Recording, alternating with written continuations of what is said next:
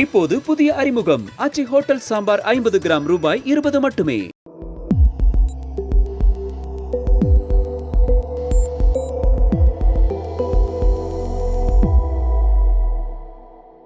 வணக்கம் சார். வணக்கம் சார், நேற்று பார்த்தோம்னா தமிழக அரசு எல்லாம் ரொம்ப முக்கியமான நாள் தான் சொல்லி ஆகணும். ஏன் அப்படின்னா திமுக காங்கிரஸ் அந்த கூட்டணி உடையுமா அப்படின்னு பல்வேறு நபர்கள் எதிர்பார்த்தாங்க. மக்களும் சரி, மீடியாவும் சரி, ஜேர்னலிஸ்ட் எல்லாருக்கிட்டையுமே வந்த ஒரு விஷயம்னா அதுவாக தான் இருக்கும். நேற்று அதுக்கு ஒரு விடை கிடைச்சிருக்கு. திமுக காங்கிரஸ் கூட்டணி வந்து உடையல, அவங்க அனௌன்ஸ் பண்ணியிருக்காங்க. மொத்தமாக 28+1 இந்த சீட் ஷேரிங் எப்படி பார்க்குறீங்க? இது திமுகவை பொறுத்தளவில் இது ஒரு முக்கியமான டெவலப்மெண்ட். காங்கிரஸ் பார்ட்டியை வழி கொண்டு வந்துட்டாங்க. காங்கிரஸ் பார்ட்டி அவங்க அலையன்ஸ்குள்ள கொண்டு வந்துட்டாங்க. ஏன்னா திமுகவுக்கு வேற எந்த சைடு இருந்தும் எந்த பிரச்சனையும் இல்லை. கூட்டணியை ஓரளவுக்கு ஸ்ட்ராங்காக மெயின்டைன் பண்ணி கொண்டு போயிட்டு இருந்தாங்க. காங்கிரஸ் மட்டும் பிரச்சனை பண்ணிக்கிட்டு இருந்தாங்க. அதுவும் எலெக்ஷன் கிட்ட நெருங்கும் போது காங்கிரஸ் பார்ட்டி இந்த மாதிரியான பிரச்சனைகள்லாம் பண்றது திமுகவுக்கு நல்லதில்லை. அலையன்ஸ் வீக்கா இருக்கு, அலையன்ஸ்குள்ள குழப்பமா இருக்கு அப்படின்ற ஒரு தோற்றத்தை அது ஏற்படுத்தும். ஸோ அந்த வகையில இந்த பிரச்சனைய குயிக்கா ஒரு முடிவு கொண்டு வந்துட்டாங்க. ஒரு வகையில பார்க்கும்போது ஸ்டாலின் அவர்களுக்கு பெரிய வெற்றி தான். ஏன்னா தமிழ்நாட்டில் எந்த அலையன்ஸுமே 4 தேர்தலுக்கு நீடிச்சது கிடையாது. ஸோ அந்த வகையில ஒரு அலையன்ஸை 4 எலெக்ஷன்ஸ் மெயின்டைன் பண்றது கஷ்டமான ஒரு விஷயம். ஸ்டாலின் அவர்கள் அதை வெற்றிகரமா பண்ணியிருக்காரு. ஸோ திமுக தரப்புல ரொம்ப சந்தோஷமா இருப்பாங்க. ரெண்டாவது, இப்ப காங்கிரஸை பொறுத்தளவுல காங்கிரஸ் பார்ட்டி ஏகப்பட்ட பிரச்சனைகளை பண்ணிட்டாங்க. ஏகப்பட்ட பிரச்சனைகளை பண்ணிட்டு 25 சீட்டை வாங்கிட்டு போனா அது மரியாதையா இருக்காது. சோ காங்கிரஸ் பார்ட்டிக்கு ஒரு ஃபேஸ் சேவர் தேவை. ரைட், நாங்க போட்ட சண்டைக்கு எக்ஸ்ட்ரா ஒரு 3 சீட்டை வாங்கிட்டோம் அப்படின்ற ஒரு ஃபேஸ் சேவர் காங்கிரஸ் பார்ட்டிக்கு தேவை. அதையும் கொடுத்துருக்காங்க.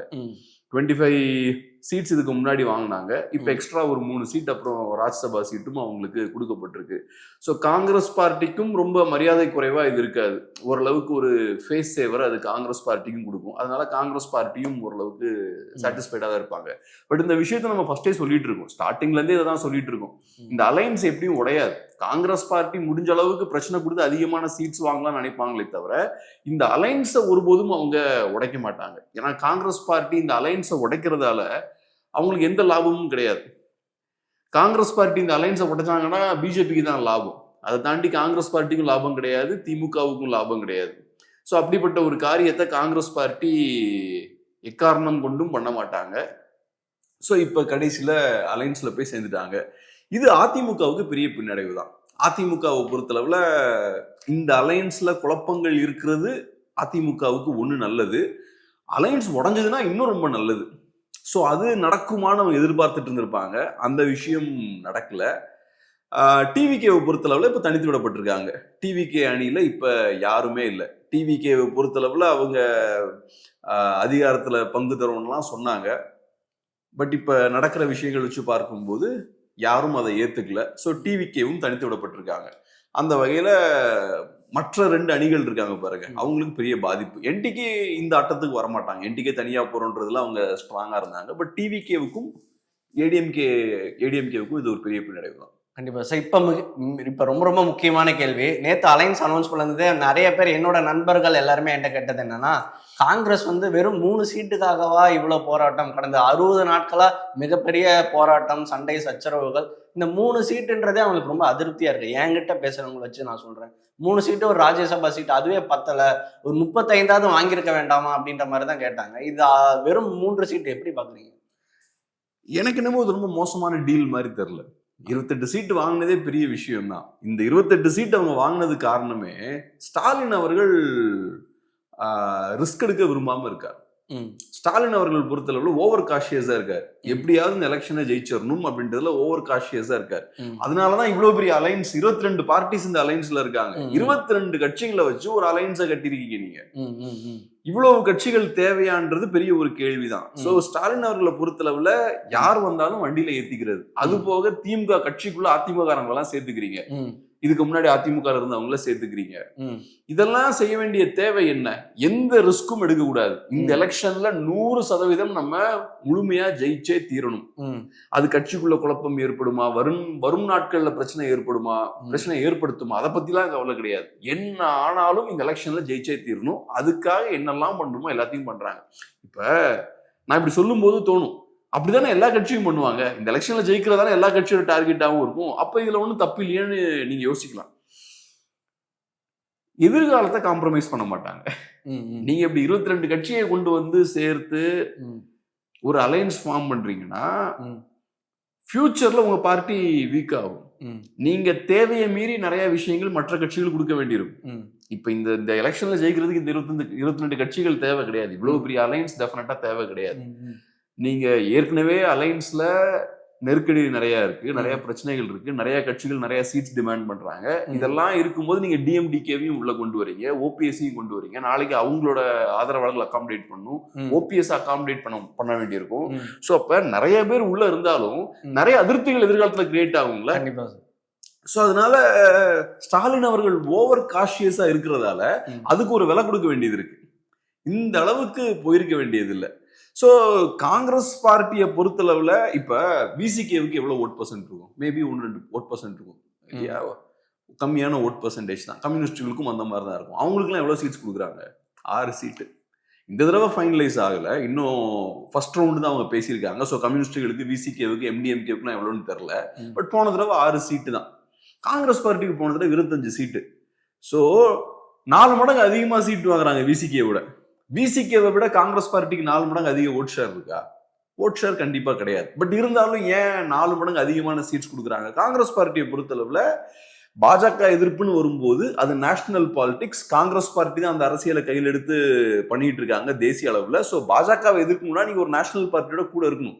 திமுக காங்கிரஸ் அலையன்ஸை உடைச்சிட்டாங்கன்னா மக்கள் திமுகவை நம்ப மாட்டாங்க, குறிப்பா மைனாரிட்டிஸ் நம்ப மாட்டாங்க, பாஜக எதிர்ப்பாளர்களும் திமுகவும் நம்ப மாட்டாங்க. ஸோ திமுகவுக்கு பாசிச எதிர்ப்பாளர்கள் நாங்க அப்படின்ற அந்த நம்பகத்தன்மையை மக்கள் மத்தியில ஏற்படுத்தணும்னா காங்கிரஸ் பார்ட்டி கூட இருக்கணும். சோ அதுக்கும் சேர்த்துதான் திமுக காங்கிரஸுக்கு நிறைய சீட்ஸ் கொடுக்குறாங்க. ஆனா இதுக்கு ஒரு லிமிடேஷன் இருக்கு. நீங்க 3% வாங்கக்கூடிய கட்சியா இருந்துட்டு, செயலற்ற ஒரு கட்சியா இருந்துட்டு 40 சீட் வாங்க முடியாதுல்ல. நாளைக்கு நீங்க 40 சீட் வாங்கினாலுமே அந்த 40 சீட்ல ஜெயிக்க வைக்கிற திமுக வேலையெல்லாம் இருக்கும். ஸோ அதையும் பார்க்கணும்ல. 40 சீட் உங்களுக்கு ஜெயிக்க முடியுமான்லாம் இருக்குல்ல. பீகார்ல ஆன மாதிரி ஆனா என்ன ஆகும்? 60 சீட் வாங்கிட்டு 6 சீட் ஜெயிச்சாங்கன்னா என்ன ஆகும்? கண்டிப்பா சார். நான் அடுத்து கேட்க போற கேள்விக்கு நீங்க பதில் சொல்லிட்டீங்க சார். இப்போ ரீசெண்டா நான் முக்கியமான ஜேர்னலிஸ்ட் இன்டர்வியூ பண்ண, அவர் என்ன சொன்னார்னா, தம்பி நிறைய பேர் திமுக கூட்டணி ஸ்ட்ராங்கா இருக்குன்னு நினைக்கிறாங்க. ஆல்மோஸ்ட் 20 கட்சி 22 கட்சிகள் இருக்கு. நிறைய பேர் இது ஸ்ட்ராங்னு நினைக்கிறாங்க. ஆக்சுவலா அது வீக்கம் அப்படின்னு இந்த வார்த்தையை சொன்னார், வீக்கம்னு. இது வீக்கம்னு நீங்க பாக்குறீங்க? இது இந்த தமிழ்நாட்டு அரசியல்ல ஒரு பெரிய மாற்றத்தை இது ஏற்படுத்துது. சில நேரங்கள் என்ன ஆகும்னா, இப்போ 2 கட்சிகள் இருக்காங்க, அதிமுக திமுக, மாத்தி மாத்தி அவங்க தான் ஜெயிச்சுட்டு இருந்தாங்க. அப்புறம் என்ன ஆகுது, 2 தடவை தொடர்ச்சியா அதிமுக ஜெயிக்கிறாங்க. அப்பவே சிஸ்டம்ல ஒரு சின்ன ஒரு ஆட்டம் வர ஆரம்பிக்குது. 2 தடவை தொடர்ச்சியா அதிமுக ஜெயிக்கிறாங்க. நடுவுல ஜெயலலிதா அவர்களும் இறந்துட்டாங்க. அப்புறம் என்ன ஆகுது, அதிமுகவை கண்ட்ரோல் பண்றதுக்கும் ஆள் இல்லை. ஸோ அதிமுக என்ன பண்றாங்க, அங்க இருக்கிற முக்கியஸ்தர்கள்லாம் பிடிச்ச மாதிரி காரியங்களை பண்ண ஆரம்பிக்கிறாங்க. நல்லா ரொம்ப சந்தோஷமா இருக்காங்க அந்த காலகட்டத்தில். 16-21 காலகட்டத்தில் அதிமுக ரொம்ப சந்தோஷமா இருக்காங்க. சென்ட்ரலைஸ்டா லீடரும் இல்லை அவங்களுக்கு. நீங்க ரொம்ப சந்தோஷமா ஒரு 5 வருஷம் இருக்கீங்கன்னா அதுக்கப்புறம் எதிர்கட்சி தலைவராக நீங்க பெருசா செயல்பட முடியாது. இன்னைக்கு அதிமுக செயலற்று போய் இருக்கிறதுக்கான முக்கியமான காரணம் அதுதான். நீங்க ரொம்ப ஓவர் சந்தோஷமா இருந்துட்டீங்க ஒரு 5 வருஷம். அதுக்கப்புறம் நீங்க இப்ப வந்துகிட்டு போர்க்குடி எழுப்புனீங்கன்னா தூக்கி எல்லாம் உள்ள வச்சிருவாங்க. சோ இந்த பிரச்சனை எல்லாம் இருக்கு. சோ இப்ப என்ன ஆகுது, அதிமுகன்ற கட்சி வீக் ஆயிட்டு இருக்கு. ஒண்ணு அதிமுக ஓட்ஸ் நிறைய பேர் உடைக்கிறாங்க, பிஜேபி உடைக்கிறாங்க, டிவிகே உடைக்க போறாங்க, நாத்தாக்கா உடைக்கிறாங்க. அதிமுகவுக்கு மைனாரிட்டி ஓட்ஸும் போயிருச்சு, சவுத்ல தேவர் ஓட்ஸும் கணிசமா அதிமுக கையை விட்டு வெளியே போயிருச்சு. இந்த சிக்கல்லாம் அதிமுகவுக்கு இருக்கு. சோ அப்ப அதிமுகன்ற ஒரு கட்சி வீக் ஆகுதுன்னா நேச்சுரலா என்ன ஆகும், ஒரு கப்பல் முங்கும் போது 2 கப்பல் இருக்கு, ஒரு கப்பல் முங்குச்சுன்னா என்ன ஆகும்? இந்த கப்பல் இருக்கவங்க எங்க ஓடுவான்? அடுத்தது எப்படியா தப்பிச்சு இந்த கப்பலுக்கு ஓடுவாங்க. அதுதான் இங்க நடந்துட்டு இருக்கு. சோ இப்ப அதிமுகன்ற அந்த கட்சிக்கான ஸ்பேஸ் கம்மியாகும் போது எல்லாரும் இங்க இருந்து அங்க தாவறாங்க. ஆனா இதுல நம்ம புரிஞ்சுக்க வேண்டிய விஷயம் என்னன்னா, அதிமுக இல்லாம திமுக மட்டும் தனியா நிக்க முடியாது. அதிமுக வீழ்றாங்கன்னா அடுத்த திமுகவும் சீக்கிரமா வீழ போறாங்கன்னு அர்த்தம். ஏன்னா திமுகவோட அரசியல் என்ன, அதிமுகவை காட்டி தான் திமுக அரசியல் பண்ணிட்டு இருக்காங்க, திமுகவை காட்டி தான் அதிமுக அரசியல் பண்ணிட்டு இருக்காங்க. ஸோ அப்படி இருக்கும்போது ஒரு திராவிட கட்சி இல்லைன்னா இன்னொரு திராவிட கட்சியால தனியா இருக்க முடியாது. அதிமுக இடத்துல நாளைக்கு தமிழ் தேசியவாதிகள் வராங்கன்னு வச்சுப்போம், தமிழ் தேசியமா திராவிடமான்னு வந்துருச்சுன்னு வச்சுக்கோங்க, அங்க திமுகவால நிக்க முடியாது. திராவிட கட்சிகள் 2 இருக்கு, அதுல இந்த திராவிட கட்சி அந்த திராவிட கட்சியானா திமுக தாக்கு பிடிப்பாங்க. தமிழ் தேசியமா திராவிடமானா அங்க திமுகவுக்கு சிக்கல் ஏற்படும். திமுகவை பொறுத்தளவுல அவங்களால அதிமுகவை டீல் பண்ண முடியும், ஆனா அவங்கனால புதுசா வரக்கூடிய ஒரு கட்சியை டீல் பண்ண முடியாது. ஏன்னா திமுக நிறைய பேகேஜை தூக்கி இருக்காங்க. அவங்க கிட்ட நிறைய பேகேஜ் இருக்கு, நிறைய நேரம் அதிகாரத்துல இருந்திருக்காங்க, நிறைய தவறுகள் பண்ணியிருக்காங்க, நிறைய பிரச்சனைகள்லாம் இருக்கு. ஸோ அதெல்லாம் பேசுவாங்க. ஆனா புதுசா ஒரு கட்சி வருதுன்னா நீங்க அவங்க மேல எந்த குற்றச்சாட்டையும் வைக்க முடியாது. இப்ப பிஜேபியை பொறுத்தளவுல காங்கிரஸ் எதுக்குறது ஈஸி அவங்களுக்கு. ஸோ காங்கிரஸ் ஒரு எதிரியா இருக்கணும்ன்றதான் பிஜேபியோட விருப்பமா இருக்கும். புதுசா ஆம் ஆத்மி மாதிரி ஒரு கட்சி வருதுன்னு வச்சுக்கோங்க, அவங்க கூட அரசியல் பண்ண முடியாது. அவங்க கிட்ட அந்த பேகேஜ் இருக்காது. அவங்க புதுசா வரும்போது ஃப்ரெஷ்ஷான ஒரு பார்ட்டியா இருப்பாங்க. ஸோ அதனால திமுகவை பொறுத்தளவுல இப்ப ஒரு கட்சி வீழுதுன்னா டெம்பரரியா உங்க கையில பவர் அதிகமா இருக்க மாதிரி இருக்கும். நீங்க ஜெயிப்பீங்க, உங்களை எதிர்க்கிறதுக்கு யாருமே இருக்க மாட்டாங்க, எல்லாரும் உங்களை தேடி வருவாங்க, எல்லாரையும் நீங்க சேர்த்துப்பீங்க. ஆனா லாங் ரன்ல என்ன ஆகும்னா, நீங்க எல்லாரையும் சேர்த்துக்கிட்டீங்கல்ல, அவங்க எல்லாரையும் சந்தோஷமா வைக்க முடியாது. எப்பவுமே ஒரு கட்சிக்கு ஒரு லிமிட் இருக்கு. ஒரு கட்சியில 10 பேர் இருக்காங்கன்னா 10 பேர் தான் இருக்க முடியும். 10 பேர் இருக்கக்கூடிய கட்சியில 20 பேர் சேர்க்கறீங்கன்னு வச்சுப்போம், ஓகே, வேற வழி இல்லாம ஃபர்ஸ்ட் சேர்றாங்க. ஆனா அதுக்கப்புறம் அதிருப்தி ஆகும்ல. அப்ப இருக்கக்கூடிய 10 பேரும் கோவப்படுவான். எனக்கு கொடுக்க வேண்டிய பதவியெல்லாம் அங்க கொடுக்குறீங்க, எனக்கு வர வேண்டிய சில சலுகைகள்லாம் அங்க போய் சேருன்னு இருக்கவங்க கோவப்படுவாங்க. வந்தவனும் சில எதிர்பார்ப்போட தான் வந்திருப்பான், அவனும் நாளைக்கு கோவப்படுவான். அப்ப உள்ளுக்குள்ள முரண்கள்லாம் வெடிக்கும். இப்ப ஏன் அந்த முரண்கள்லாம் பெருசா வெடிக்கலன்னா, திமுக அதிகாரத்துல இருக்காங்க. அதிகாரத்துல இருக்கும்போது பெருசா வெடிக்காது. ஆனா அதிகாரத்துல நீங்க என்னைக்குமே உட்கார்ந்துட்டே இருக்க முடியாதுல்ல. அதே மாதிரி அதிகாரம் கையை விட்டு போகுதுன்னு தோணினாலும் பிரச்சனைகள் வெடிக்க ஆரம்பிக்கும். ஸோ அதனால இது என்னன்னா, தேவையை மீறி நிறைய பேரை உள்ள தூக்கி போடுறது இருக்குல்ல, இது டேஞ்சரான ஒரு விஷயம். ஒண்ணு, நீங்க அதிமுகவுக்கு எதிரி, அப்ப அதிமுக மோசம், நாங்க கரெக்ட், அதிமுகவுக்கு எங்களுக்கும் எந்த தொடர்புமே இல்லைன்ற அந்த இமேஜை நீங்க மெயின்டைன் பண்ணணும். ஆனா இன்னைக்கு திமுக இருக்க எல்லாருமே அதிமுககாரங்க, முக்கியமான தலைவர்கள்லாம் அதிமுககாரங்க. அப்ப திமுகவுக்கும் அதிமுகவுக்கும் ஒரு பெரிய வித்தியாசமும் இல்லைன்றதான் அது காட்டுது. இன்னைக்கு செங்கோட்டையன் அவர்கள் டிவிகேல போய் சேர்ந்தா என்ன சொல்றீங்க?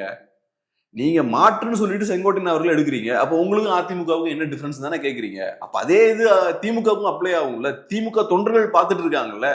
திமுக தொண்டர்களை பொறுத்தளவுல எதுக்கு அவங்க அதிமுகவை தேர்ந்தெடுக்காம திமுகவை தேர்ந்தெடுக்கிறாங்க? திமுகன்றது திராவிட கொள்கை கோட்பாடெல்லாம் ஓரளவு கடைபிடிக்கக்கூடிய கட்சி. அதிமுக அப்படிப்பட்ட கட்சி கிடையாது, சென்ட்ரல் கவர்மெண்ட் எதிர்க்கக்கூடிய கட்சி நாங்க அப்படின்னு அவங்களுக்கு மனசுல ஒரு நம்ம கொஞ்சம் வித்தியாசப்பட்டிருக்கோன்ற அந்த பார்வை இருக்கும்ல. அதிமுக காரங்க எல்லாருமே இங்க வராங்க, திமுக காரங்களை ஓரம் கட்டிட்டு அதிமுக காரங்களுக்கு முக்கியத்துவம் கொடுக்குறீங்க நீங்க. அப்ப அது காட்டக்கூடிய விஷயம் என்ன? உங்களுக்கும் அதிமுகவுக்கும் ஒரு டிஃபரன்ஸுமே இல்லை. அந்த சூழல் ஏற்படுதுன்னா நீங்க ரொம்ப நாள் அரசியல நிக்க முடியாது. அந்த வேறுபாடு இருக்கணும். அதனாலதான் ஜெயலலிதா அவர்கள் ரொம்ப கவனமா இருந்தாங்க. நமக்குன்னு ஒரு அரசியல் இருக்கு, அதை விட்டே கொடுக்க கூடாது. திமுக இருந்து யாரும் இருந்தாலும் சேர்க்கறது கிடையாது. ஏன்னா திமுக தீய சக்தி, தீய சக்தியில இருந்து வரக்கூடிய ஆளை நான் சேர்க்க மாட்டேன். அந்த மாதிரியான ஒரு கிளாரிட்டி உங்களுக்கு இருக்கணும். நீங்க அதிமுகவை பலவீனப்படுத்துறதா நடிச்சு அங்க இருக்கிற ஆட்கள் எல்லாம் இங்க தூக்கி போட்டீங்கன்னா நாளைக்கு உங்களுக்கும் அவங்களுக்கும் வித்தியாசமே இருக்காது. ரெண்டாவது அவங்களும் காணாம போயிருவாங்க. அப்புறம் அந்த ஸ்பேஸை ஃபில் பண்றதுக்கு ஆள் இருக்காது. ஸோ இவங்க அதான் பெரிய தலைவர்கள் நிறைய பேர் என்ன பண்ணுவாங்கன்னா, ஸ்டேட்டஸ் கோ மெயின்டைன் பண்ணுவாங்க, அந்த சமநிலையை மெயின்டைன் பண்ணுவாங்க. ஆனா இங்க அது இல்ல. ஸ்டேட்டஸ் கோ டிஸ்டர்ப் பண்றாங்க, இந்த சமநிலையை டிஸ்டர்ப் பண்றாங்க. சமநிலையை டிஸ்டர்ப் பண்ணும்போது டெம்பரரியா நீங்க ஸ்ட்ராங்கா இருப்பீங்க. சமநிலையை டிஸ்டர்ப் பண்ற எல்லாருமே டெம்பரரியா ஸ்ட்ராங்கா தான் இருப்பாங்க.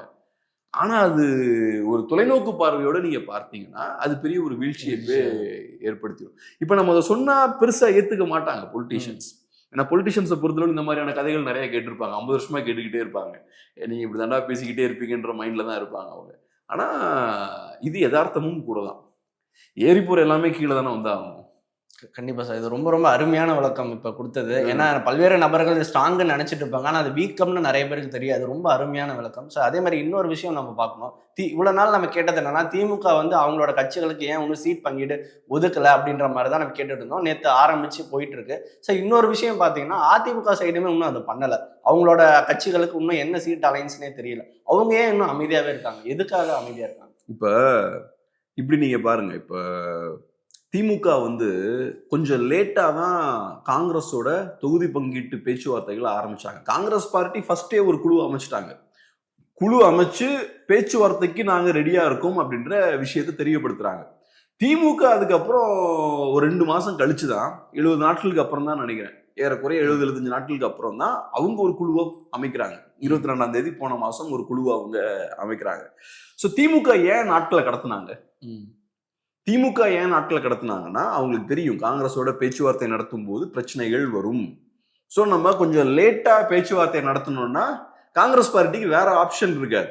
நாட்கள் தள்ளி போக போக காங்கிரஸ் பார்ட்டியால பெருசா எதுவும் பண்ண முடியாது. நம்ம கொடுக்குற சீட்டை வாங்கிட்டு இருக்கணும். சீக்கிரமாவே நம்ம பேச்சுவார்த்தை நடத்தணும்னா நம்ம கிட்ட சரி வரலாம், அங்க போய் பேசுவாங்க, வேற ஏதாவது பிரச்சனை கொடுப்பாங்க, அதெல்லாம் வரும். ஸோ முடிஞ்ச அளவுக்கு தள்ளி போட்டுக்கிட்டே போகலாம். கடைசியில எலெக்ஷன் கிட்ட வரும்போது பேச்சுவார்த்தை நடத்தலாம். அப்ப காங்கிரஸுக்கு பெருசா ஆப்ஷன்ஸ் இருக்கு.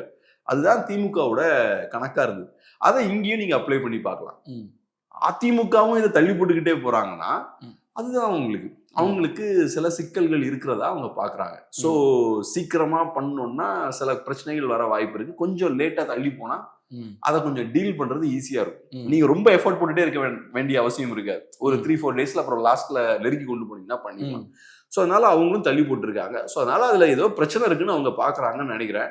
ஏன்னா இப்ப எல்லாரும் ஓகே சொல்லிட்டாங்க, ஆனா எல்லாருக்கும் நிறைய எதிர்பார்ப்பு இருக்கும்ல. குறிப்பா பிஜேபி டீல் பண்றது கஷ்டமா இருக்கும்.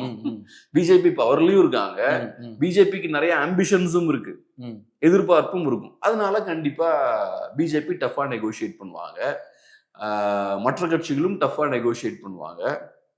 புதுசா டிடிவி அவர்களை உள்ள கொண்டு வந்திருக்கீங்க, அதே மாதிரி பிஎம்கேவும் உள்ள இருக்காங்க. ஸோ அவங்கெல்லாம் நிறைய கேட்பாங்க. இப்ப அதிமுகவுக்கு இன்னொரு சிக்கல் என்னன்னா டிஎம்டிகேல அங்க போயிருக்கவே கூடாது. போயிருக்க கூடாதுன்றதை விட அதிமுக அதை விட்டுருக்க கூடாது. டிஎம்டிகே இங்க வந்திருக்க வேண்டிய கட்சி. டிஎம்டிகே இதுவரைக்கும் திமுகவோட கூட்டணி வைத்ததே கிடையாது. இதான் ஃபர்ஸ்ட் டைமா வைக்கிறாங்க. சோ அப்ப நேச்சுரலாவே டிஎம்டிகே இங்க இருக்க வேண்டிய கட்சி. அதை நீங்க கை நழுவி போக விடுறீங்க. சோ அதிமுகவுக்கு ஒரு கான்பிடன்ஸும் இல்லை. விட்டாச்சுன்னா மற்ற கட்சிகளும் அந்த பக்கத்துல போறதுக்கான வாய்ப்பு இருக்குன்னு கூட அவங்க பார்க்கலாம். ரெண்டாவது, ராமதாஸ் அவர்களை இங்க உள்ள கொண்டு வந்துடலான்ற பிளானும் மேபி அதிமுகவுக்கு இருக்கலாம். அது போக கிருஷ்ணசாமி அவர்களும் வெளியே இருக்காரு. ஸோ அவங்களெல்லாம் அகாமடேட் பண்ணணும்னா அப்ப ஃபர்ஸ்ட் அவங்கள உள்ள கொண்டு வரணும். அதுக்கப்புறம் தானே யார் யாருக்கு எவ்வளவு கொடுக்கலான்ற இடத்துக்கு வர முடியும். ஆனா என்னை பொறுத்தளவுல அதிமுக இன்னும் அக்ரெசிவா இருக்கலாம். இந்த இடத்துல நீங்க எல்லா விஷயத்தையும் டக்கு டக்குன்னு பண்ணணும். அப்பதான் நீங்க எதிரியை விட முந்தி போற மாதிரியான ஒரு தோற்றம் இருக்கும். இப்ப திமுக கிட்ட 22 கட்சிகள் இருக்காங்க, உங்ககிட்ட அப்படி ஒன்றும் அலைன்ஸ் இல்லை. ஸோ உங்ககிட்ட நிறைய சீட்ஸ் இருக்கு. அப்ப திமுகனால அதை பண்ண முடியுதுன்னா நீங்க இன்னும் அக்ரெசிவா பண்ணணும்ல. அவங்க பண்றதுக்கு முன்னாடி பட்டுன்னு பண்ணணும். இப்போ கூட்டணியை நீங்க டக்குன்னு சீல் பண்ணீங்கன்னா அது காட்டக்கூடிய விஷயம் என்ன? எங்க கூட்டணி ஸ்ட்ராங்கா இருக்கு, எங்களுக்குள்ள ஒற்றுமை இருக்கு, பிரச்சனை இல்லை, நாங்க தைரியமா போய்கிட்டு இருக்கோன்றதை காட்டுது. அப்ப நீங்க டக்குன்னு அதை முடிக்கணும். ஆனா இந்த அலைன்ஸ் கேம்ஸ்ல கொஞ்சம் பின் தங்கிட்டாங்க அதிமுக. அதுவும் குறிப்பா டிடிவி அவர்கள் அலைன்ஸ்ல வரும்போது ஒரு வேகம் கிடைச்சது. ஃபர்ஸ்ட் பிஎம்கே வராங்க, ஸ்லோவா ஒரு வேகம் கிடைச்சது. பிஎம்கே வரும்போது இன்னும் வேகம் கிடைச்சது. டிஎம்டிகே வந்து சேர்ந்துருந்தாங்கன்னா இன்னும் ஒரு பெரிய வேகம் வந்து அதிமுகவுக்கு கிடைச்சிருக்கும். அது திமுகவுக்கு தெரியும். திமுகவை பொறுத்தளவுல டிஎம்டிகேவால திமுகவுக்கு லாபமோ இல்லையோ அதிமுகவுக்கு போவிட்டுறக்கூடாதுன்றதுல அவங்க கவனமா இருந்தாங்க. ஸோ அதனால டிஎம்டிகே தூக்கி இங்க போட்டாங்க. ஸோ அந்த வேகத்தை நம்ம கொடுக்க கூடாது அதிமுகவுக்கு. ஒரு மொமெண்டம்னு சொல்லுவாங்கல்ல, அந்த மொமெண்டம் கிரியேட் ஆக அலோவ் பண்ணக்கூடாதுன்றதுல திமுக ரொம்ப ஷார்ப்பா இருந்தாங்க. அதுக்கப்புறம் ஓபிஎஸ்சி உள்ள கொண்டு வராங்க. இதை அலோவ் பண்ணக்கூடாது. திமுகவோட எண்ணம் அப்படி இருந்தா நீங்க அதை முறியடிச்சிருக்கணும். டிஎம்டிகேவை விட்டுருக்க கூடாது. அதுக்கப்புறம் டக்கு டக்குன்னு குயிக்கா சீட் ஷேரிங் நெகோசியேஷன்ஸ் எல்லாம் பட்டுன்னு முடிக்கணும். அதெல்லாம் நீங்க பட்டுன்னு பண்ணும்போதுதான் அதிமுகவோட லீடர்ஷிப் ஸ்ட்ராங்கா இருக்குன்ற அந்த தோற்றம் மக்களுக்கு ஏற்படும். ரைட்டு, இபிஎஸ் ஸ்ட்ராங்கா இருக்காரு, ஷட்னு எல்லாத்தையும் முடிக்கிறாருன்னு தோணும். ஆனா இங்க அது நடக்க மாட்டேங்குது. அவங்களுக்கு அந்த வண்டியை நகர்த்தவே முடியல பெருசா அதிமுகவுக்கு. தமிழ்நாடு முழுக்க ஏகப்பட்ட போராட்டங்கள் இந்த 4-5 மாசத்துல நடந்திருக்கு. அந்த போராட்டங்களை பெருசா யூஸ் பண்ண முடியல. அதிமுக நினைச்சாங்கன்னா சூப்பரா அதை யூஸ் பண்ணிருக்கலாம். ஏன்னா நீங்க ஒன்னும் அவங்களெல்லாம் வெளில கொண்டு வரல. அவங்க பிரச்சனைக்காக அவங்களே வெளியே வராங்க. அரசு ஊழியர்கள்லாம் அவங்களோட நின்று இருந்தீங்கன்னா பெரிய எஃபர்ட், இம்பாக்டை நீங்க ஏற்படுத்தியிருக்கலாம். அது ஒண்ணு. ரெண்டாவது, அது போக ஏகப்பட்ட பிரச்சனைகள், டெய்லி ஏகப்பட்ட நியூஸ் நம்ம பார்த்துட்டு இருக்கோம். நிறைய பிரச்சனைகள் நடந்துகிட்டு தான் இருக்கு தமிழ்நாடு முழுக்க. பர்டிகுலரா சொல்றதை விட ட்ரக்ஸா இருக்கலாம், பெண்களுக்கு பாதுகாப்பா இருக்கலாம், ஏகப்பட்ட விஷயங்கள் பிரச்சனை போய்கிட்டு இருக்கு. இதெல்லாம் எடுத்து நீங்க ஏகப்பட்ட இஷ்யூஸை நீங்க கிரியேட் பண்ணிருக்கலாம். ஒரு நல்ல எதிர்கட்சியா நீங்க செயல்பட்டு இருக்கலாம். இதெல்லாம் நீங்க செய்யாம அப்புறம் எலெக்ஷன் கிட்ட நெருங்கும் போதும் அலைன்ஸ்னு வரும்போது அங்கேயும் நீங்க அக்ரெசிவா செயல்படாம ஒரு டிஃபென்ஸ்லயே அவங்க ஆடிட்டு இருக்காங்க. அதுதான் இங்க சிக்கலா இருக்கு. ஓகே சார், இந்த நேரத்தில் ஒரு சின்ன சந்தேகம் சார். இப்போ ஆளுகின்ற கட்சி, மத்திய கட்சி அமித்ஷா வந்து பாஜக வந்து 35 சீட் கேட்க போறதா ஒரு தகவல் போயிட்டு இருக்கு. இவங்க 35 கொடுத்துட்டாங்கன்னே வச்சுப்போம், அது இப்போ ஆளுகின்ற கட்சி திமுகவுக்கு ஒரு அட்வான்டேஜா போயிடாதா? ஏன்னா தமிழ் மக்கள் பத்தி தெரியும், மத்திய அரசுக்கு சப்போர்ட்டிவா என்னைக்குமே இருந்தது இல்லை, அவங்களுக்கு ஓட்டும் போட்டதில்லை பாஜகவுக்கு. ஸோ 35 சீட்டுகள் அவங்க நின்னாங்கன்னா இப்போ ஈஸியா காங்கிரஸ் திமுக அதை வின் பண்ணிடுவாங்க தானே? இப்ப சிம்பிளான கால்குலேஷன் என்னன்னா, பாஜக 21ல எவ்வளவு சீட்ஸ் கண்டெஸ்ட் பண்ணாங்க, 20 சீட்டு நம்ம கண்டெஸ்ட் பண்ணாங்க, ஜெயிச்சது 4 சீட்டு ரொம்ப ஜெயிக்கிறாங்க. ஸோ அவங்களோட ஸ்ட்ரைக் ரேட்னு பார்த்தா 20%. அதிமுகவுக்கு இதை விட ரொம்ப பெட்டரான ஸ்ட்ரைக் ரேட் 21ல இருக்கு. Anti incumbency, double anti incumbency இருந்தும் அதிமுக நல்லா பெர்ஃபார்ம் பண்ணிச்சு 21ல. ஸோ அப்ப இதைதான் நம்ம யோசிக்கணும். இப்போ இங்க பாஜகவுக்கு ஏறக்குறைய 2 மடங்கு அதிகமான சீட்ஸ் கொடுத்தா இவங்களால 20 சீட்டே ஃபோக்கஸ் பண்ண முடியல 21 கணக்குப்படி பார்த்தா. ஸோ அப்ப இன்னும் நிறைய சீட்ஸ் கொடுத்தா அதை ஹேண்டில் பண்ண முடியுமா அப்படின்ற ஒரு கேள்வி இருக்கு. பாஜக காரங்க என்ன சொல்லுவாங்கன்னா, 24 நல்லா பெர்ஃபார்ம் பண்ணாங்க பாஜக, அண்ணாமலை கட்சி நல்லா வளர்த்தாரு, 10% ஓட் ஷேரை கொண்டு போயிட்டாரு, ஸோ அதனால நீங்க 21 பார்க்காதீங்க 24 பாருங்க அப்படிம்பாங்க. ஆனா அரசியல் கட்சிகள் 21 தான் பார்ப்பாங்க. ஏன்னா 24 பொறுத்தளவுல அது பார்லிமெண்டரி எலெக்ஷன். ஸோ உங்ககிட்ட பிஎம் கேண்டிடேட் இருக்காங்க. ரெண்டாவது 24ல அதிமுக அலைன்ஸும் உடஞ்சிருச்சு, இப்ப இருக்க மாதிரி ஸ்ட்ராங்கான அலைன்ஸ் இல்லை. ஸோ அலைன்ஸ் உடையும் போது என்ன ஆகுதுன்னா, மக்களுக்கு அதிமுக மேல நம்பிக்கை போகுது. அதிமுகவை நம்ம நம்பி பிரயோஜனம் இல்லை, ஸோ அதனால நம்ம மோடியா இல்லாட்டி ராகுலா அப்படின்னு பார்க்கும்போது அந்த கேம்ல அதிமுக இல்லைல்ல. ஸோ இந்த சிக்கலும் ஏற்படுது. அப்புறம் மக்களுக்கு அதிமுக மேல நம்பிக்கை போகும்போது என்டிகே மாதிரியான கட்சிகளுக்கு ஓட்ஸ் போக ஆரம்பிக்குது, பாஜகவுக்கும் ஓட்ஸ் போக ஆரம்பிக்குது. நம்ம புது மாற்ற ட்ரை பண்ணி பார்ப்போம். அதிமுகவுக்கு எப்படி ரோலே கிடையாது இதுல. ஒன்னு பிஎம் யாருன்னு சூஸ் பண்ற எலெக்ஷன்ல அதிமுகவுக்கு எந்த ரோலுமே இல்ல. ரெண்டாவது அவங்க வீக்காவும் இருக்காங்க, ஜெயிக்க போறதும் கிடையாது. புதுசா மாற்றி யாராவது ட்ரை பண்ணுவோமே, எக்ஸ்பெரிமெண்ட் பண்ணவும் ஆரம்பிப்பாங்க இந்த மாதிரி சூழல்கள்ல. அந்த சூழல்லாம் இப்ப இல்ல. இது அதிமுகவா திமுகன்ற தேர்தல், இது காங்கிரஸா பாஜகன்ற தேர்தல் கிடையாது, மோடியா ராகுலான்ற தேர்தல் கிடையாது. ஸோ அதனால அரசியல்வாதிகள் 21 தான் 26ஓட கம்பேர் பண்ணுவாங்க. ஸோ இந்த சிக்கல்களும் இருக்கு. அதனால பார்ப்போம். களத்தில் நிஜமாவே பாஜக வளர்ந்துருக்கான்றது எனக்கு தெரியல. அது 26 தேர்தல் ரிசல்ட் தான் நமக்கு தெரியும். ரைட், லோக்கல் எலெக்ஷன்ஸ்லையும் அவங்களால டஃபாக ஃபைட் பண்ணி நிற்க முடியுமா அப்படின்றது இந்த ரிசல்ட் தான் நமக்கு தெரியும். அதை நம்ம பார்ப்போம். ஓகே சார், அடுத்தபடியாக நம்மளோட விஜய் அவர்கள் திமுக, காங்கிரஸ், அதிமுக எல்லார பற்றியுமே பேசுகிறோம். இன்னொருத்த புதுசாக வந்து ஃபோர்ஸாக போயிட்டு இருக்காரு விஜய் அவர்கள். சார், விஜய் அவர்கள் முன்னாடியே சொல்லிட்டார், விக்கிரவாண்டி மாநாட்டிலே சொல்லிட்டாரு, ஆட்சி அதிகாரத்தில் பங்கு யார் வந்தாலும் நாங்கள் சேர்த்துப்போம், ஒரு அன்போட இருப்போம், அந்த மாதிரி தான் சொல்லியிருக்காரு. பட் ஆனால் இன்னும் அவருக்கு இருந்த கடைசி ஆப்ஷன் காங்கிரஸும் போயிடுச்சு. சார், முதல் சந்தேகமாகவே அவர் கூட ஏன் யாருமே வரல? இப்போ விஜய் அவர்கள் மேடையில பேசும்போது, நாங்க தான் இதை ஆரம்பிச்சு வச்சோம், இன்னைக்கு அது பத்திட்டு எரியுது, இந்த அதிகார பகிர்வுன்றது நாங்க தொடங்கி வச்ச விஷயம் தான், இன்னைக்கு எல்லாரும் கேட்கறாங்க அப்படின்னு பெருசா பேசினாங்க. இன்னைக்கு பாருங்க, ஒரு பிரச்சனையும் இல்லாம எல்லாரும் சேர்ந்துட்டாங்க. ஸோ நீங்க ஆரம்பிச்சு வச்ச அந்த புயல் பெரிய தாக்கத்தை ஒன்றும் ஏற்படுத்தல. காங்கிரஸ் பார்ட்டியும் கடைசியில போய் சேர்ந்துட்டாங்க, அது ஒண்ணு. ரெண்டாவது, உங்க கூடயும் வந்து யாரும் சேரல. நீங்க அதிகார பகிர்வு அப்படின்ற அந்த ஆஃபரை டேபிள்ல வைத்தும் உங்களை நாம் நம்பி யாரும் அங்க வந்து சேரல. அது காட்டக்கூடிய விஷயம் என்னன்னா, யாரும் நீங்க ஜெயிப்பீங்கன்னு நம்பல. உங்க கூட அலைன்ஸ் ஃபார்ம் பண்றதால யாருக்கும் பிரோஜனம் இருக்குன்னு யாரும் நம்பல இல்லையா? ஸோ இப்போ கூட அலைன்ஸ் வச்சு ஒரு 50 சீட் உங்ககிட்ட இருந்து வாங்கினா ஜெயிக்கிறதுக்கான வாய்ப்பு இருக்குன்னு யாராவது நம்பினாங்கன்னா உங்க கூட அலைன்ஸ் வச்சிருப்பாங்கல்ல. இப்ப காங்கிரஸ் பார்ட்டி அங்க போனா நீங்க 40-50 சீட் கொடுத்துருப்பீங்கல்ல, அதிகாரத்திலையும் பங்கு கொடுத்துருப்பீங்க. ஆனா அப்படிலாம் கொடுத்தாலும் காங்கிரஸ் பார்ட்டிக்கு ஒன்றும் பிரோஜனம் இல்லை அவங்க நினைக்கிறாங்க. அந்த 40-50 சீட்டும் வின்னிங் சீட்ஸா இருக்காது. ரெண்டாவது, பவருக்கும் வரமாட்டோம், ஸோ பவர் ஷேரிங்கும் இருக்காது. எனக்கு பிரோஜனமே இல்லை அவங்க பாக்குறாங்க. அவங்கள பொறுத்தளவு திமுக வந்து கிடைக்கிற அந்த 28 சீட்ஸ் எனக்கு போதுன்னு பாக்குறாங்க. அதனால வரக்கூடிய லாபங்கள் எனக்கு அதிகம்னு பாக்குறாங்க. இதை நான் பெருசா அந்த பணபலம் இருக்கு மற்ற கட்சிகளுக்கு, தாவேக்காவுக்கு அதெல்லாம் இல்லை அப்படிலாம் சொல்றாங்கல்ல, அதெல்லாம் நான் சீரியஸான இஷ்யூவா பார்க்கல. சீரியஸான இஷ்யூ என்னன்னா, காங்கிரஸ் பார்ட்டி தாவேக்காவுக்கு வின்னிங் ப்ராபபிலிட்டி ரொம்ப கம்மியா இருக்கு. கம்மின்றதை விட 0வா இருக்கு. தாவேக்காவால ஜெயிக்க முடியாது. ஸோ அந்த குதிரையில யாரும் ஏற மாட்டாங்க. இப்ப விசிகே மாதிரியான கட்சிகள்லாம் திமுகவோட இருக்காங்கன்னா அது காரணம் ஒண்ணுதான். திமுக கொடுக்குற சீட்ஸ் 6-7 இருந்தா கூட வின்னிங் சீட்ஸ் நிறைய இருக்கும். அதுல ஒரு 4 சீட் நீங்க ஜெயிக்கலாம். தாவேக்கா கிட்ட இருந்து நீங்க 50 சீட் வாங்கினாலும் 0 சீட் தான் நீங்க ஜெயிப்பீங்க. அதுல என்ன பிரயோஜனம் இருக்குது விசிகேவுக்கு? இது கம்யூனிஸ்டுகளுக்கும் பொருந்தும், இது காங்கிரஸுக்கும் பொருந்தும், எம்டிஎம்கேவுக்கும் பொருந்தும். அதனால இப்ப யாரும் தாவேகா கிட்ட நெருங்கலன்னா அது காட்டக்கூடிய விஷயம் என்னன்னா தாவேகாவுக்கு கிரவுண்ட்ல ஒண்ணும் இல்லைன்றதை காட்டுது. தாவேகாவுக்கு கிரவுண்ட்ல செல்வாக்கு இருக்குன்ற அந்த நம்பிக்கை கட்சி தலைவர்களுக்கு இருந்திருந்தா அவங்க எல்லாம் இன்னைக்கு போய் கூட்டணி வச்சிருப்பாங்க. சோ தாவேகா கிரவுண்ட்ல பெரிய ஒரு ஜீரோவா இருக்காங்க. சும்மா அந்த கருத்து கணிப்புகளை வச்சுக்கிட்டு 20% 30%, தாவேகாவுக்கு நிஜமாவே 20% ஓட்டு இருக்குன்னா இங்க இருக்கக்கூடிய கட்சிகள்லாம் கண்ணை மூடிட்டு கூட்டணி வச்சிருப்பாங்க. ஸோ இது காட்டக்கூடிய விஷயம் என்னன்னா போலி கருத்து கணிப்புகள், சும்மா ஒரு பெர்செப்ஷன் கிரியேட் பண்றதுக்காக உருவாக்கப்படுற கருத்து கணிப்புகள் தான். தாவேகாவுக்கு ஒரு ஓட் ஷேரும் கிடையாதுன்றதை ரொம்ப தெளிவா காட்டுது. ஸோ அதனால ஏன்னா அரசியல்வாதிக்கு தெரியும்ல, அவங்க ஒவ்வொரு தொகுதியிலும் எவ்வளவு செல்வாக்கு இருக்கு, இந்த விஷயங்கள்லாம் நமக்கு தெரியாது, அரசியல்வாதிகள் எல்லாம் தெரியும். ஏன்னா அவங்க கருத்து கணிப்பெல்லாம் நடத்திட்டு இருப்பாங்க. சும்மா இந்த டுபாகூர் கருத்து கணிப்புலாம் கிடையாது, அவங்க ப்ராப்பரா கருத்து கணிப்பு பண்ணுவாங்க. ஏன்னா அதை பேஸ் பண்ணி தான் அவங்க காய்களை நகர்த்த முடியும். இந்த பகுதியில இந்த பிரச்சனை இருக்கு, இந்த பகுதியில இந்த மக்கள் எனக்கு ஓட் போட மாட்டாங்க, இதெல்லாம் தெரிஞ்சாதான் பிரச்சனையை சரி பண்ண முடியும். ஸோ அவங்க கரெக்டா அதெல்லாம் நடத்துவாங்க. அவங்களுக்கு தெரியும் தாவேகாவுக்கு பெருசா ஒன்றும் செல்வாக்கு இல்லை, அவங்க கூட சேர்றதால நமக்கு பிரயோஜனமும் இல்லைன்னு.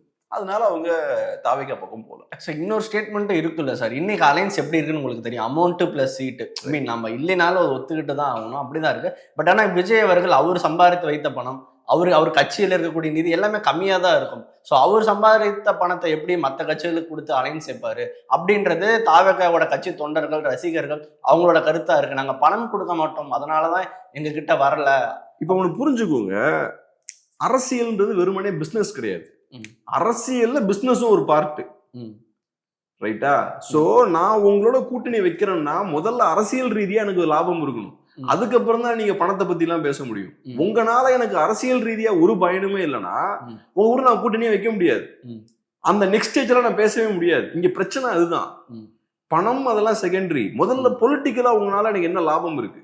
பொலிட்டிக்கலாவே உங்களால எனக்கு எந்த பிரயோஜனமும் கிடையாது. செங்கோட்டையன் அவர்கள் இண்டிவிஜுவலா அங்க போய் சேர்றாரு. அதை தாண்டி கட்சிகள் யாருமே தாவேகா பக்கம் போல. அது காட்டக்கூடிய விஷயம் என்னன்னா பொலிட்டிக்கலா தாவேகாவால யாரோடையும் ஒரு என்கேஜ் ஆக முடியல. ஸோ ஒரு பொலிட்டிக்கல் பார்ட்டி ஃபர்ஸ்டா தானே எதிர்பார்க்கும். இப்ப நான் ஒரு பொலிட்டிக்கல் பார்ட்டி நான் இருக்கேன், என்கிட்ட ஒரு 5 சீட்டு வாங்குற கெப்பாசிட்டி இருக்குன்னா ஒரு பொலிட்டிக்கல் பார்ட்டியா முதல்ல அந்த 5 சீட்டை கன்வெர்ட் பண்ணக்கூடிய அந்த வேலையை தான் நான் பார்ப்பேன். அந்த 5 சீட்டும் வின்னிங் சீட்டா மாறணும் மேக்சிமம். அதான் என்னோட எதிர்பார்ப்பா இருக்கும். முதல்ல நீங்க அதை டெலிவர் பண்ணணும்ல. சரி ஒரு 3 இருந்தா கூட நான் ரிஸ்க் எடுப்பேன், சரி கொஞ்சம் ரிஸ்க் எடுத்து பார்ப்பேன். ஆனா 0 வரணும், நான் எதுக்கு ரிஸ்க் எடுக்க போறேன்? நீங்க கொடுக்குற பணம் அதெல்லாம் செகண்டரி, முதல் இதுதான். சோ தாவேகா ஒரு பொலிட்டிக்கல் பார்ட்டியா அதை டெலிவர் பண்ணுமா அப்படின்னு கேட்டா முடியாது தாவேகா. சோ இது பேசிக்கான விஷயம். சார் இவ்வளவு நேரம் இந்த இன்டர்வியூ ரொம்ப நல்லா இருந்தது சார். இதே மாதிரி இன்னொரு இன்டர்வியூ சந்திப்போம். நன்றி.